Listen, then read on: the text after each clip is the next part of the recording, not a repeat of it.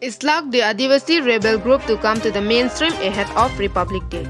The tribal rebel group APLA will return to the mainstream before Republic Day.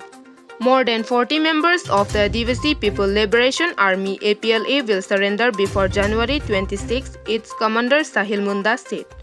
9 cadres of the APLA surrendered to the Karbi Anglong police with weapons a few days ago. They call on the government to resolve their long-standing issues through dialogue.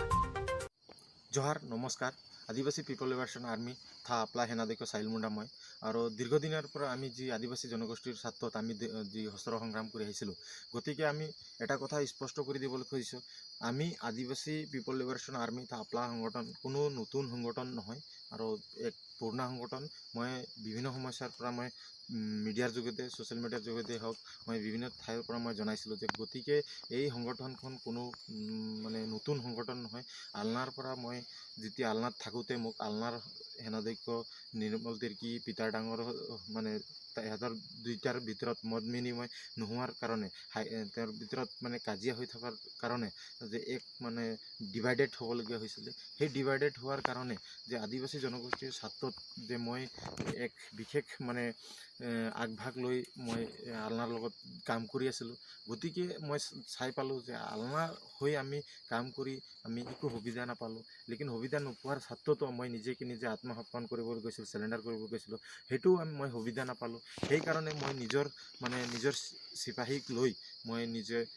নিজৰ পথ বাছি মই জংঘলত আহিছিলোঁ গতিকে মই এটা কথা স্পষ্ট কৰি দিবলৈ কৈছোঁ মই কোনো মানে চৰকাৰৰ দাবী ধমকি জনা নাছিলোঁ লেকিন মোৰ এটাই কথা আছে যে আমাক যোনটোৱে তেওঁলোকে একৰ্ড কৰিলে সেই একৰ্ডত আমাৰ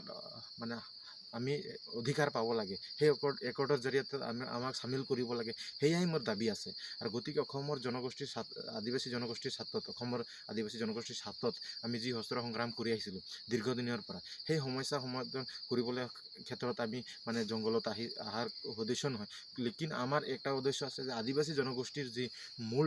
ডিমাণ্ড আছিলে শিডিউল ট্ৰাইব আৰু জনজাতিকৰণৰ মৰ্যাদা প্ৰদান কৰিব লাগে মাটি পট্টাৰ পৰা লৈ চাহ মজদুৰ চাহ জনগোষ্ঠীৰ যি মানে নামাকৰণৰে সলাব লাগে সেইবিলাক আমাৰ দাবী আছিলে গতিকে আমি এটা কথা স্পষ্ট কৰি দিছোঁ যে অসম চৰকাৰে আমাক মানে পুষ্টিকৰণ যে দিলে যে আমাৰ 9জনীয়া আগতেও 9জন আমাৰ যি আত্মসমৰ্পণ কৰিলে কাৰ্বি আংলং জিলা প্ৰশাসনৰ জৰিয়তে তেওঁলোকৰ সহযোগত মই খুব 24-25 জানুৱাৰীৰ আগত মানে ৰিপাব্লিক ডেৰ আগত মই মূল খুঁটিত আহিবলৈ মই আত্মপ্ৰকাশ কৰিছোঁ আৰু আজি আত্মপ্ৰকাশৰ জৰিয়তে মোৰ লগত 40জনতকৈ মানে অধিক কেডাৰ আহিব মোৰ লগত চেয়াৰমেন আহিব সেক্ৰেটাৰী আহিব বিভিন্ন আমাৰ মানে বুদ্ধিজীৱীবিলাক মোৰ লগত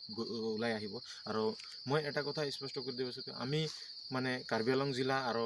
কাৰ্বি আংলং EM তুলিৰাম ৰহমান ডাঙৰীয়াক আমি মানে ধন্যবাদ জ্ঞাপন কৰিছোঁ যে তেওঁলোকে আমাক সুযোগ প্ৰদান কৰিলে আৰু তেওঁলোকে আমাক মানে আমাৰ বৰজান সমষ্টিৰ MSC সৰ্বন্ত আমাৰ সূৰ্যৰাম পাৰ ডাঙৰীয়া তেওঁ আমাক মানে